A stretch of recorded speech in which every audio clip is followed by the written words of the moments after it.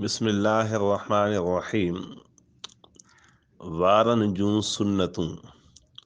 नबी करीम सल्लल्लाहु अलैहि वसल्लम जे मुबारक वारनि जी लंबाई कननि जे दरमियान तक ऐं ॿी रिवायत जे मुताबिक़ कननि तक ऐं हिकु रिवायत जे मुताबिक़ कननि जी पापड़ियुनि तक हुई। मतिलबु इन जे क़रीब थियण जूं रिवायतूं मौजूदु आहिनि। नंबर 2, पूरे सर जा वार रखणु कननि जी लू तक या इन खां कुझु वधीक रखणु सुन्नत आहे। ऐं पूरो सर कुड़ाइण भी सुन्नत आहे। अगरि कतराइण चाहे वार त पूरे सर जे वारनि खे बराबरि सां कतराइण जाइज़ आहे, लेकिन ईअं न हुजे जो अॻियों तरफ़ वॾा हुजनि ऐं गर्दन जे पोयों कंध जे साइड ते नंढा हुजनि, जंहिंखे अंग्रेज़ी वार चवनि था, इहो जाइज़ न आहे। अहिड़ी तरह सर जो हिकु पासो कूड़ाइण बि जाइज़ न आहे। अल्लाह ताला हर मुस्लमान खे इन्हनि शयुनि खां बचाए। नंबर 3, ॾाढ़ी खे वधाइण ऐं मुछनि खे घटि करण जे मुतालिक़ अहादीसनि में हुकुम आयो आहे। ॾाढ़ी वधाइण न ॾाढ़ी कूड़ाइण या हिकु मुश्त खां यानी हिकु मुठ खां घटि करणु इहो नाजाइज़ आहे, हराम आहे। अल्लाह ताला हर मुस्लमान खे इन खां महफ़ूज़ रखे। हिकु मुठ ॾाढ़ी रखणु वाजिबु आहे ऐं हिकु मुठ जी मिक़दार सुन्नत खां साबित आहे। नंबर 4,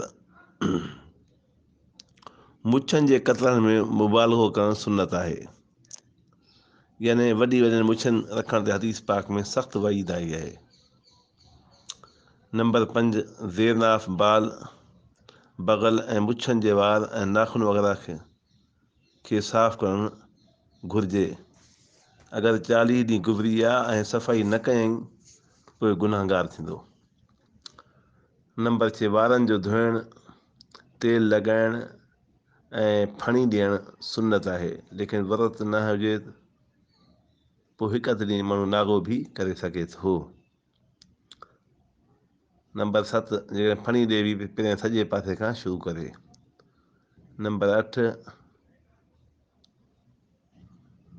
फणी ॾियण वक़्तु या हस्ब ज़रूरत माण्हू जंहिं महिल बि आईने में चहिरो ॾिसे त हीअ दुआ पढ़े, अल्लाहुम्मा अंत हसन ख़ल्क़ी फहसिन ख़ुलुक़ी। तर्जुमो, ऐं अल्लाह, जीअं तूं मुंहिंजी सूरत सुठी बणाई अहिड़ी तरह मुंहिंजा अख़लाक बि सुठा फरमा। बीमारी, इलाज ऐं इयादत करण जूं सुन्नतूं। बीमारी में दवा ऐं इलाज करणु सुन्नत आहे।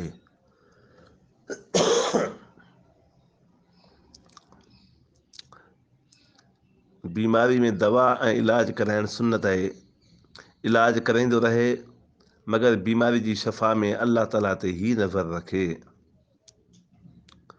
नंबर 2, कलूंजी ऐं शहद यानी माखी सां बि इलाज करणु सुन्नत आहे। हुज़ूर सल्लल्लाहु अलैहि वसल्लम जो इरशाद मुबारक आहे त अल्लाह ताला इन्हनि ॿिन्हिनि शयुनि में शफ़ा रखी आहे ऐं इन्हनि ॿिन्हिनि जी शयुनि जी तारीफ़ काफ़ी अहादीस मुबारकनि में आई आहे। इलाज जे दौरान नुक़सान पहुचाइण वारनि शयुनि खां परहेज़ करणु। नंबर 4, पंहिंजे बीमार भाउ जी इयादत लाइ वञणु सुन्नत आहे। नबी करीम सल्लल्लाहु अलैहि वसल्लम जी इरशाद मुबारक आहे जो मरीज़ जी इयादत करो। हज़रत जाबिर रज़ी अल्लाह ताला खां रिवायत आहे त मां बीमार थी पियुसि त नबी करीम सल्लल्लाहु अलैहि वसल्लम मुंहिंजी इयादत जे लाइ तशरीफ़ फरमा आया। नंबर 5, बीमार पुरसी करे करे वापसि अचणु सुन्नत आहे। ज़्यादा देरि उते वेहण सां कहीं बीमार परेशान न थिए या उन्हनि जे घर वारनि में कोई अहिड़ो कम जो ख़लल न पवे, इन करे बीमार जी तबाह पुरसी करे जल्द वापसि करण जी कोशिशि करे। नंबर 6, बीमार खे हर तरह जी तसली ॾियणु सुन्नत आहे। मसलन उनखे चए इंशा अल्लाह तव्हां जल्दी ठीकु थींदो, अल्लाह ताला वॾी ताक़त आहे, कोई भउ ख़ौफ़ जी ॻाल्हि कोन्हे, इंशा अल्लाह इहा तव्हांजी बीमारी जल्दी तव्हां खां ख़तमु थी वेंदी।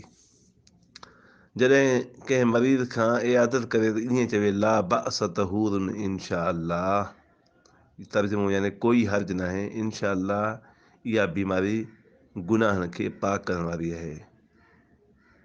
पोइ उनजी शफ़ायाबी जे लाइ 7 दफ़ा ही दुआ पढ़े, असअलुल्लाहुल अज़ीम रब्बल अर्शिल अज़ीम ऐं यशफ़ीक।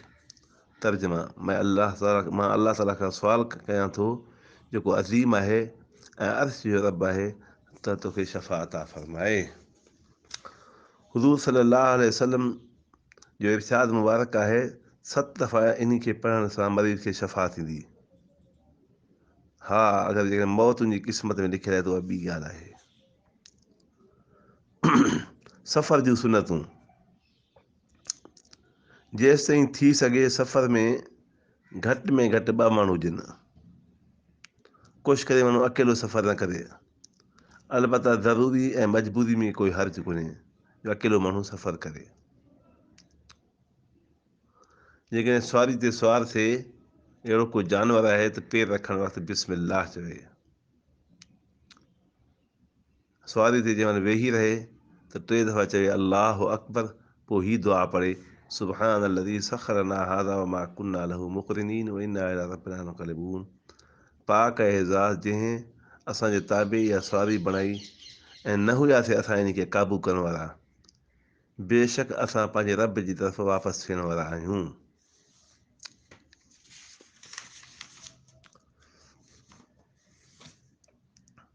मुसाफ़िरत में या सफ़र में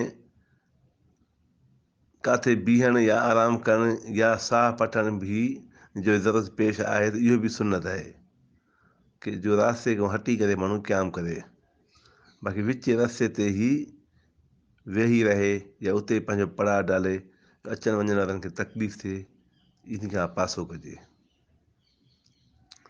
सफ़र जे दौरान जेकॾहिं सवारी बुलंदगी ते चढ़े त अल्लाहु अकबर चवे। जंहिंमहिल सवारी हेठि जी तरफ़ वञे त उन चए सुभान अल्लाह चवे। ऐं हिकु किताब आहे मिरक़ात में आहे त इहा सुनत सफ़र जी आहे, लेकिन पंहिंजे घर में या मस्जिद जे ॾाकणनि ते चढ़े सॼो पेर पहिरियों रखे ऐं अल्लाह अकबर चवे। ख़्वाह हिकिड़ी सीढ़ी हुजे या घणियूं हुजनि, उन वक़्तु बि चए सुभान अल्लाह अल्हम्दुलिल्लाह चवे। जंहिं शहर या ॻोठ में वञण जो इरादो हुजे, जॾहिं उन में दाख़िल थिए त ही दुआ पढ़े अल्लाहुम्मा बारिक लना फ़ीहा, ए अल्लाह बरकत ॾे असांखे इन शहर में। पोइ ही दुआ पढ़े अल्लाहुम्मा अर्ज़ुक़ना जनाह वहय्यिना इला अहलिहा वहब्बिब सालिही अहलिहा इलैना। तर्जुमो, या अल्लाह असांखे नसीब करे तुंहिंजा सुठा समराद ऐं असांखे अहल शहर जे नज़दीक वधीक मुहबत अता फ़रमा इन शहर जे नेक माण्हुनि सां। रसूलुल्लाह सल्लल्लाहु अलैहि वसल्लम जो इरशाद मुबारक आहे जॾहिं सफ़र जी ज़रूरत पवंदी हुई त पंहिंजे घर वापसि ईंदा हुआ।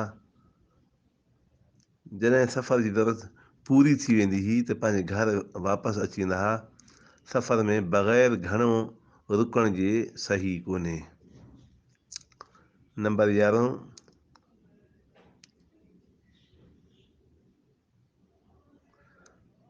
परे जेकॾहिं सफ़र कयो अथसि, काफ़ी ॾींहं थी विया अथसि, पोइ अगरि तमामु घणो सफ़र ते वियल आहे ऐं राति जो पहुतो आहे त उन वक़्तु घर में न अचे, बल्कि बहितर आहे सुबुह जो पंहिंजे मकान में अचे।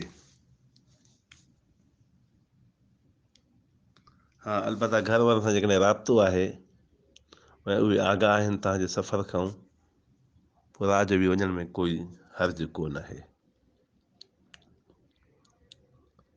इन सुनतनि वारे तरीक़े सां अमल करण सां दीन ऐं दुनिया जूं भलायूं हासिलु थियनि थियूं।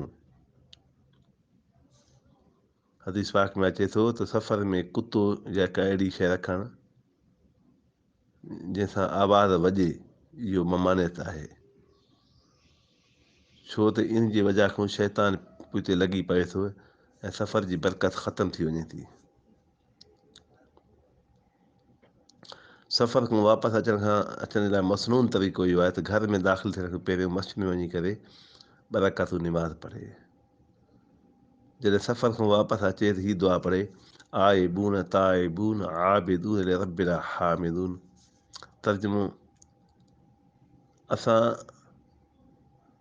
वापसि थियण वारा आहियूं, पंहिंजे रब जी तरफ़ तौबा करण वारा आहियूं, अलाह जी बंदगी करण वारा आहियूं, पंहिंजे रब जी हमद बयानु करण वारा आहियूं।